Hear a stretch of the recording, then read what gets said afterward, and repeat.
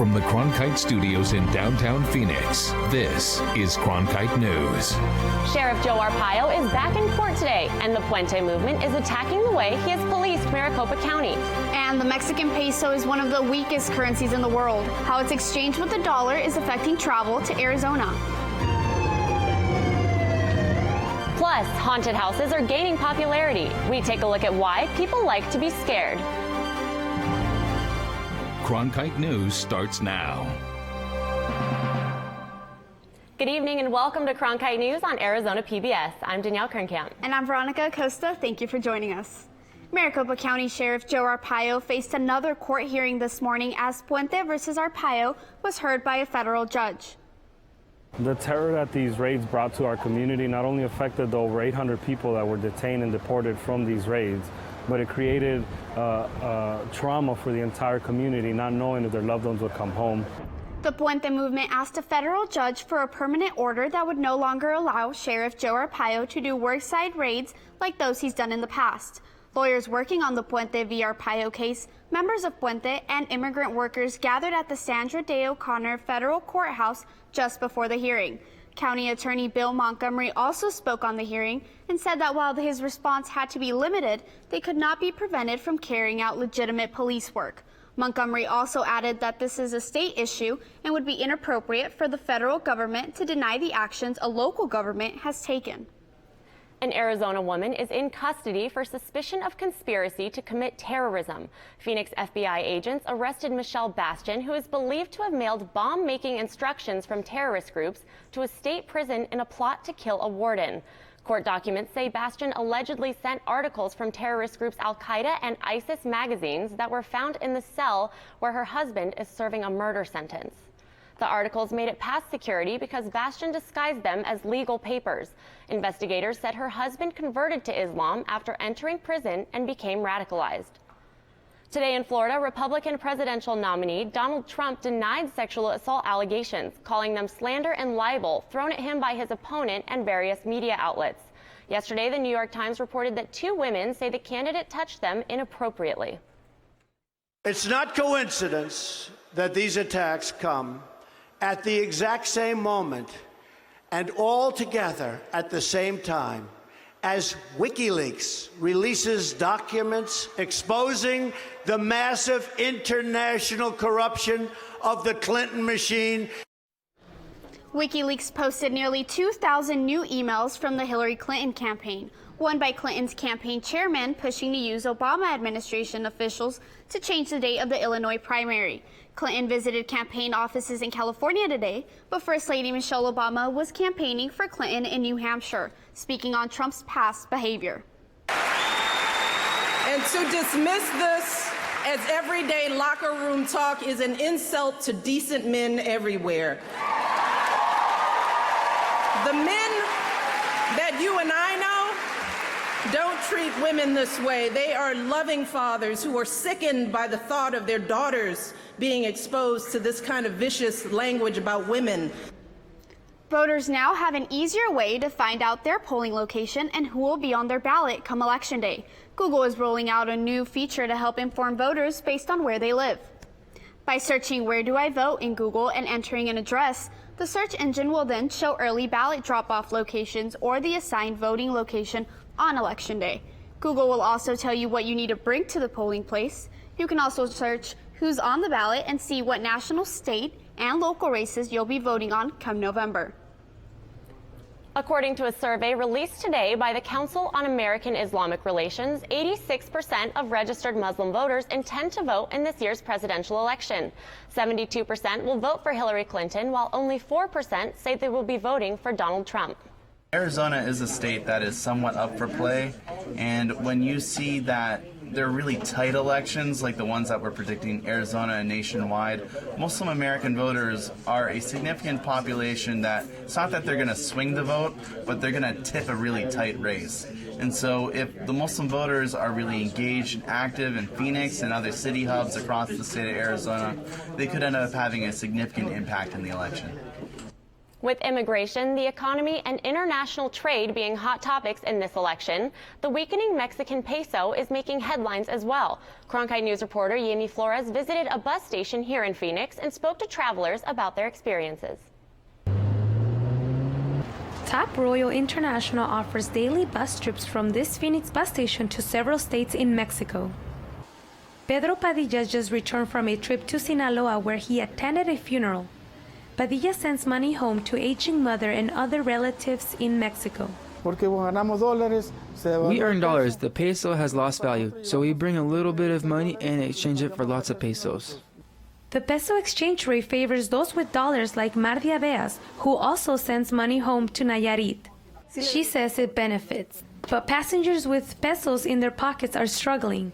The weak Mexican currency reached nearly 20 pesos in $1 this fall, and the impact is felt in Arizona. And some of the passengers traveling to Phoenix getting off this bus are here to shop, but the less the Mexican peso is worth, the less they get to spend. It's hard for us to come and visit my sister and relatives. Duarte earns pesos in Sonora, and he had less money in his wallet to spend during his trip to Phoenix. When I take my products back to sell, people don't have enough purchasing power to buy them. Bernabé Avila Lopez travels from Los Mochis, Sinaloa to Phoenix every 3 months to buy orthodontic supplies. This trip he bought less because he knows he'll sell to his customers back in Mexico. Yemi Flores, Cronkite News. Native American tribes are regaining control of their homelands in big numbers. Under the Obama administration, the federal government has returned more than 500,000 acres of land to tribes across the country. The latest transfer comes from Nevada, where the Obama administration gave back 71,000 acres to 6 Great Basin Indian tribes. The feds say moving the land back into tribal control ensures the land won't be sold for commercial use because only a vote from Congress can take the land away. The State Fair has an array of sweet treats. From funnel cakes to deep-fried Twinkies, coming up on Cronkite News, what happens to the excess oil after the food is fried. Plus, what the Swedish Academy had to say about one of music's greatest legends. I think I finally found my hallelujah. I've been waiting for this moment all my life now. All my dreams are coming true, yeah. I've been waiting for this moment. It's good to be alive right about now.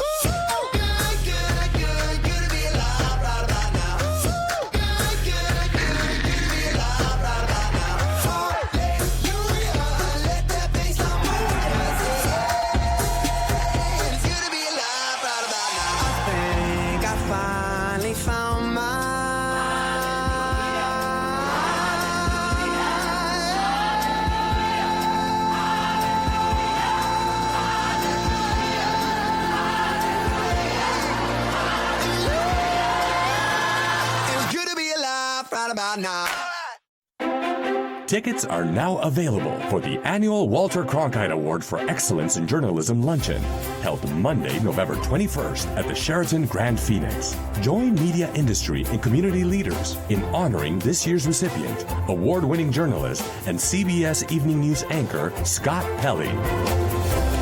The annual Walter Cronkite Award for Excellence in Journalism Luncheon. cronkite.asu.edu/luncheon. 1, 2, 3, 4, 5. I'm always searching to feel like I fit into something. We are the people that we are because of our past. It's complicated. They said we never make it this far. I'm just one of many who stopped being silent. They said the fight will break us. The struggle helped to make who we are. It's just proof of how far we have come. Make sure in all the hustle and bustle, we don't lose sight of why we're here. It all boils down to communicating the lives we live. If you look closely, they've got a story to tell. It connects with you in a very deep way. We wish you love, peace, and soul. Come with us on this great adventure.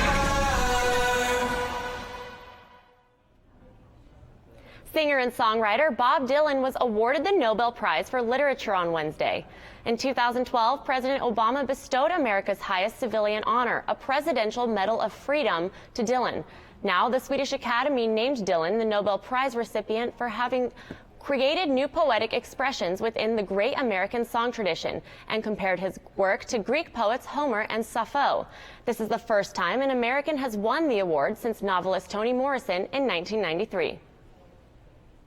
When he's not accepting prestigious literary awards, the 75-year-old musician is on the road touring. Dylan will be in Phoenix at Comerica Theater on October 16th. More than 5 million Americans are living with Alzheimer's. This Saturday, Arizona residents will be walking to raise money and awareness. The walk for Alzheimer's is to help prevent. Working on coming up with different types of medications and things like that can help a person have a normal day, a normal life, and still be able to fit into society and not feel left out. For people dealing with Alzheimer's, it may seem like there's not a lot that can be done to help them and their families. The Walk to End Alzheimer's aims to change that reality. The walk is held in more than 600 communities annually. Here, the walk will be held in Sun City West at the Beardsley Recreation Center at 9 a.m. The walk will be between 2 and 3 miles. The goal nationwide is to raise $250,000. The Centers for Disease Control and Prevention are warning patients and healthcare providers about risks from certain devices that are used during open heart surgery. Some commonly used heater-cooler units may have been contaminated during the manufacturing process. This could put patients at risk for life-threatening infections. Patients who have had open heart surgery are urged to seek medical care if they are experiencing symptoms associated with infections such as night sweats, muscle aches, weight loss, fatigue, or unexplained fever. Some good news when it comes to how the Valley ranks when it comes to going green. Details just ahead on Cronkite News.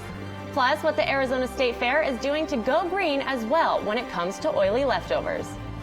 I'm joined from 4th graders from Ward Traditional Academy and Tempe. They're excited for the weekend, right? Yeah! Coming up on Cronkite News, I have your full weekend forecast and what to expect. Maybe some warmer temperatures. The confidence to lead our country. This isn't reality television. I feel like Hamilton reached out from history and wouldn't let me go until I told his story. I make no apology for my actions. I would do the same again. How we come so far and yet have so far to go.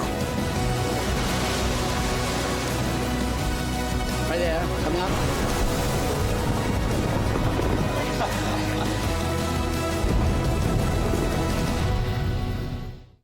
In 1920s Melbourne, careful with the hand luggage. My pistol's in there somewhere and it may still be loaded. Phryne Fisher is a detective. Things could get interesting around here. Thought they already were. Who isn't afraid to live a little. I hope you're not concealing a dangerous weapon under that skirt.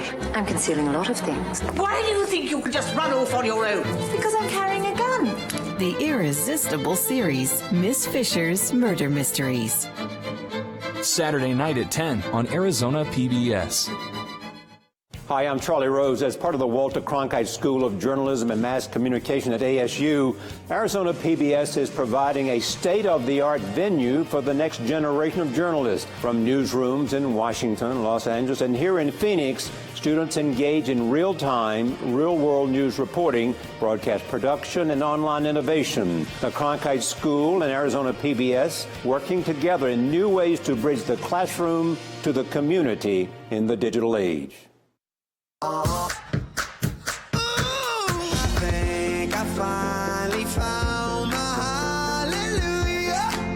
I've been waiting for this moment all my life now. All my dreams are coming true, yeah. I've been waiting for this moment. It's good to be alive right about now. Good to be alive right about now.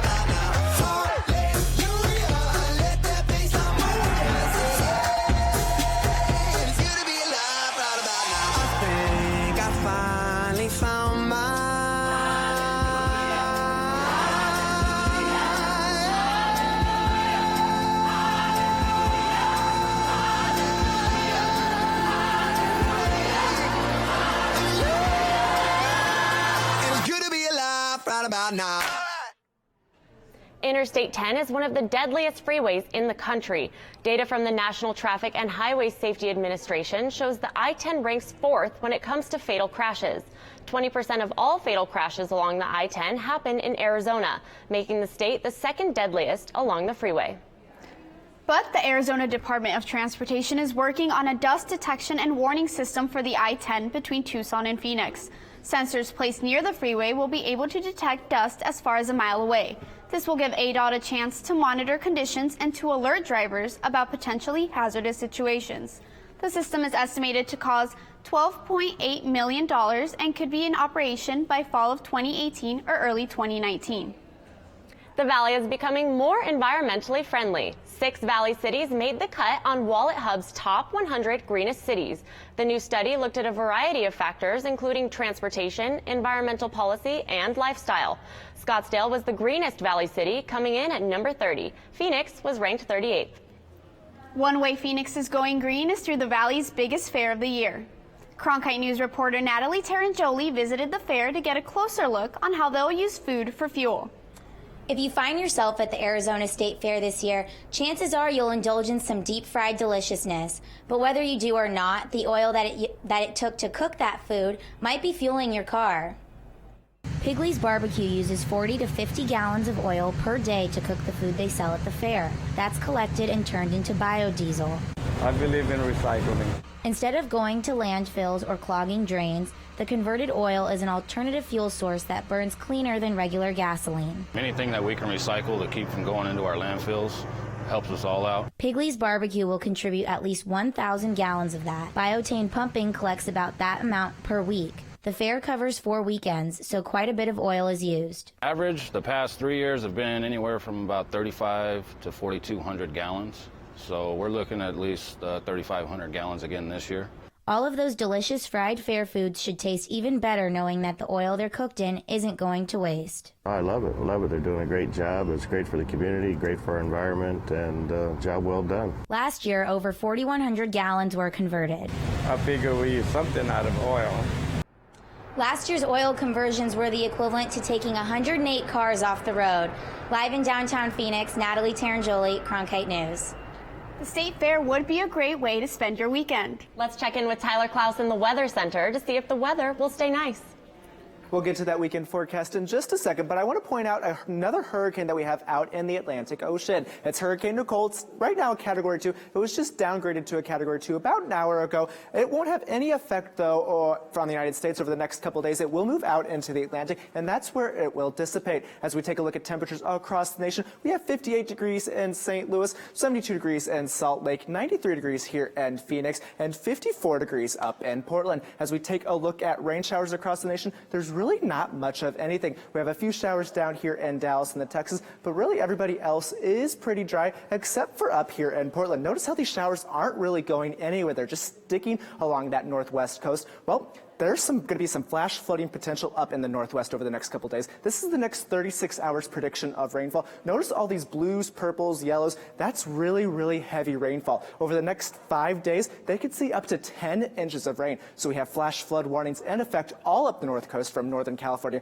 all the way up through Seattle. Back here in Phoenix, so temperatures are a little bit above normal. Like I said, 93 degrees here in Phoenix, 70 degrees up in the Grand Canyon, 93 degrees over in Yuma. And as we take a look at our almanac, it's about 93 degrees is now our new high, average 90 degrees today, and our low this morning was 67. That's also above average. As we take a look at our day planner for the rest of the day, headed home 6 p.m., 89 degrees, 84 degrees with clear skies at 8 p.m. So it's going to be a beautiful night to go out to that state fair, and that trend is going to continue through the rest of the weekend. As you can see over the next 40 hours, we really don't see anywhere moisture or cloud level in the state of Arizona. It's setting up for a beautiful weekend. As we take a look at that weekend forecast, 96 degrees on Friday with a spot cloud or two, 94 degrees on Saturday with sunny skies, 93 degrees on Sunday with lows in the mid 60s. As we take a look, that trend continues through the rest of the week. Sunny skies all through the weeks with low 90s for highs and mid 60s for lows. Tyler Klaus, Cronkite Weather. Gas prices around Arizona have gone up in the past week. Officials with AAA said the average price for unleaded regular gasoline is $2.17 per gallon, almost 4 cents higher than last week. Arizona's average is lower than the national average, which is at $2.25 per gallon. A startup aerospace company has chosen Tucson as its headquarters to manufacture rockets to carry small satellites into space. The Vector Space Systems manufacturing facility will be located in a Pima County Research and Business Park. It's expected to create 200 new jobs.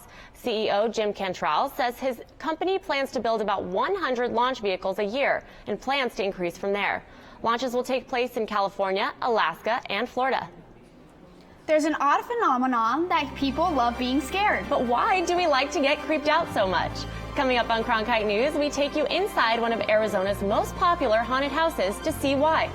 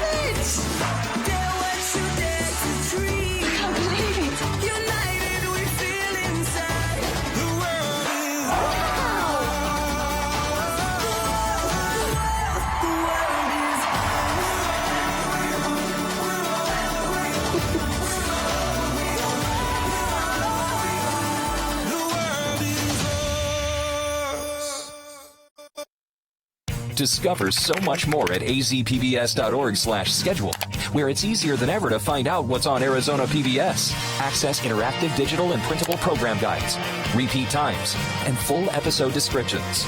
Watch program previews of best bets for the coming week. Search by title to find your favorite shows. You can even add programs to your calendar and get email reminders when they're about to start. It's easier than ever to find out what's on Arizona PBS. Discover so much more at azpbs.org/schedule. The confidence to lead our country. This isn't reality television. I feel like Hamilton reached out for history and wouldn't let me go until I told his story. I make no apology for my actions. I would do the same again. How we come so far and yet have so far to go. Right there, coming up.